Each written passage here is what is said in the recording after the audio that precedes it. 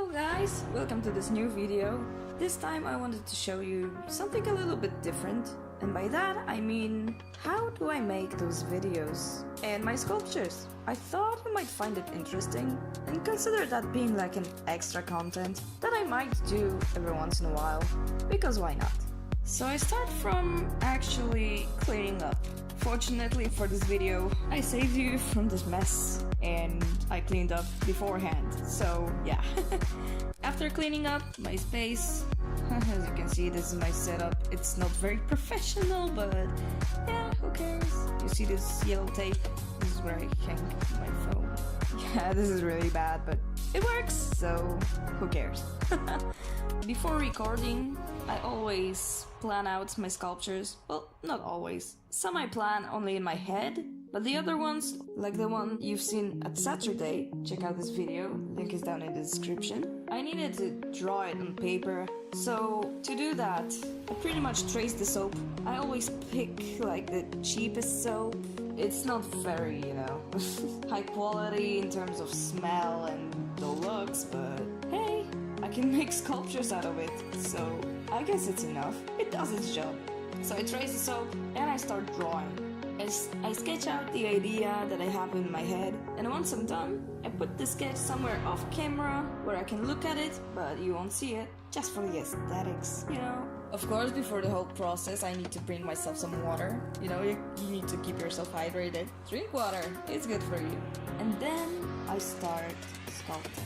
It usually takes me around 2 hours to sculpt, but this sculpture took me 3 hours.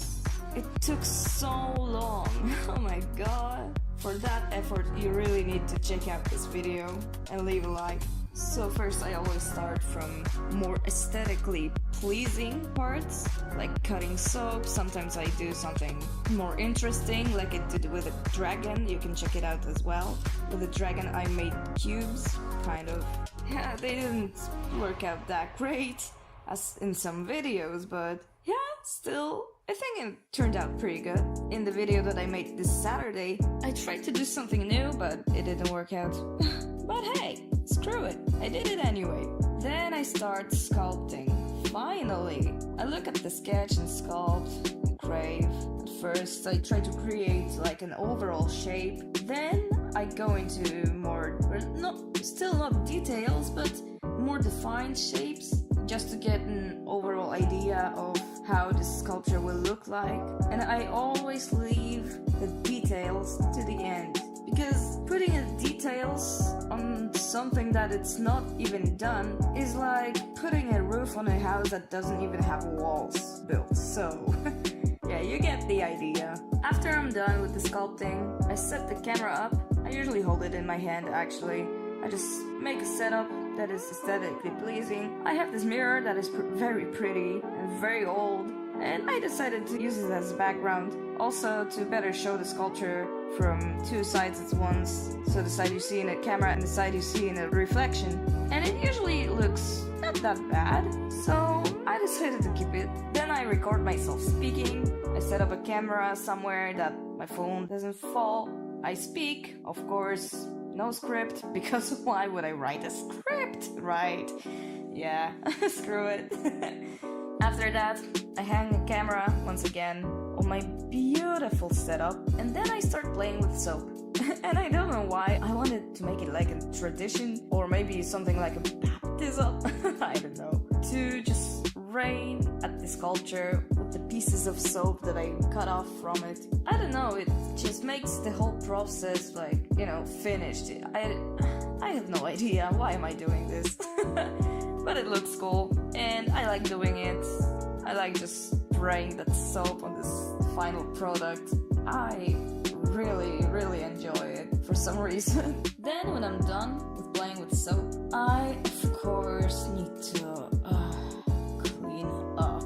It takes a long time. Sometimes takes a long time because soap is really hard to clean up. But I manage, I always leave a package after the soap just to have a container that I could keep it in, because unlike many soap YouTubers, I reuse it for its actual purpose.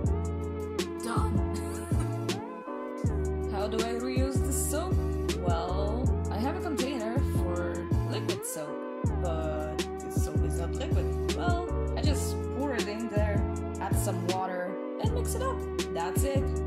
still works. So I guess it's not that bad, right? Right. So after I wash my hands, of course, remember to keep your hands clean. Then I'm finally ready to take a picture for a thumbnail.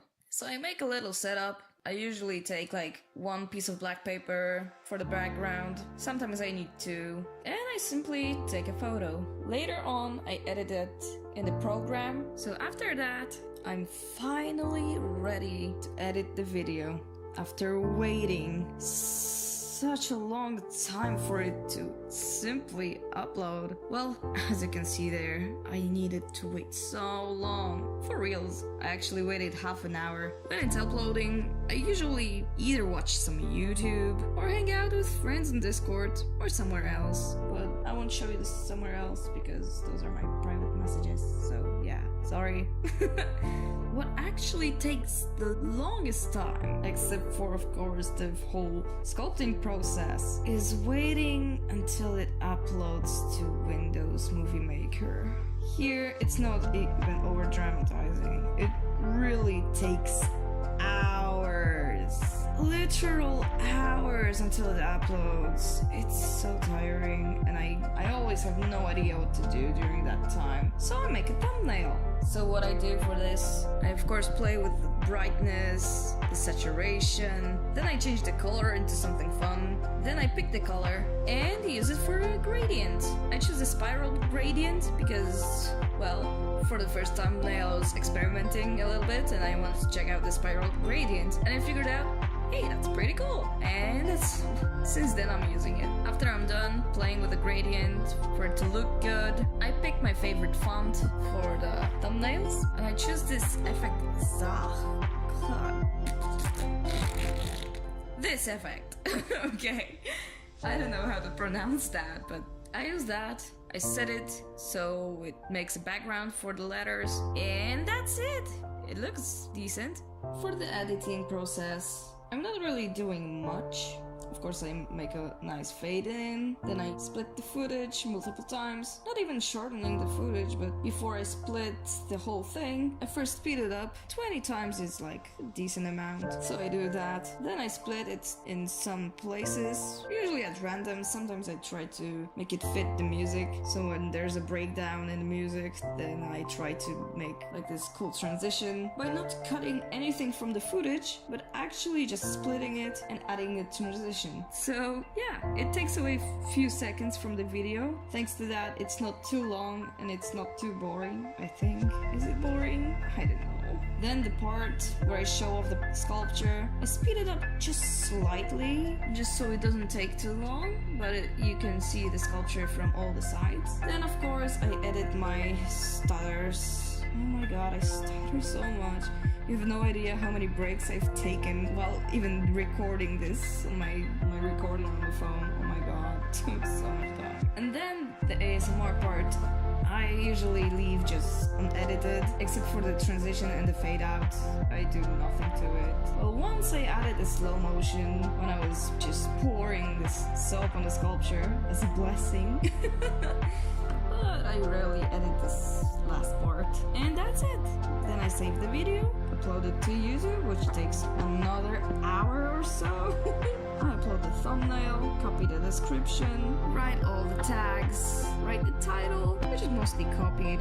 You can see that most of my titles are just different because of the actual title of the sculpture, and that's the only difference. And yeah, that's the whole process of making my ASMR art videos. I hope you enjoyed this video. I know this is something different and well, unexpected, I guess, for this channel, but I hope you enjoyed it anyway. Make sure to give a like and subscribe to my channel. Check out all the videos. There are not a lot of them so far, but I'm going to make them weekly, as I was doing them so far. I'm actually really surprised that I'm keeping up with the schedule. I never thought I would be so consistent about something. So yeah, thank you for watching, and I hope to see you next Saturday. Bye!